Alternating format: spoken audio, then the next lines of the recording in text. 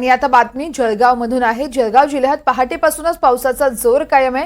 पहाटेपासून मुसळधार पाऊस सुरू असल्याने बाजारपेठांमध्ये अघोषित बंद ठेवण्यात आल्या, तर जिल्ह्यातील सर्वात मोठी बाजारपेठ असलेल्या भुसावळ बाजारपेठेतही अघोषित बंद ठेवण्यात आलाय। मुसळधार पावसामुळे सखल भागातही पाणी साचलंय। पावसामुळे भुसावळ बाजारपेठेतील कोट्यवधींची उलाढाल ही ठप्प झाली आहे। जळगाव जिल्ह्यात गेल्या 4 ते 5 दिवसापासून पावसाची संततधार असून खरं तर आज पहाटेपासूनच जळगाव जिल्ह्यात पावसाने जोर धरला आहे। खरं तर पावसाने जोर धरल्यामुळे आज जिल्ह्यातील अनेक बाजारपेठा ज्या आहेत या ठिकाणी खरं तर अघोषित बंद जो आहे तो या ठिकाणी पाहायला मिळतोय। पहाटेपासूनच पावसाचा जोर कायम आहे, त्यामुळे अनेक सखोल भागात देखील पाणी साचल्याचं पाहायला मिळते आहे।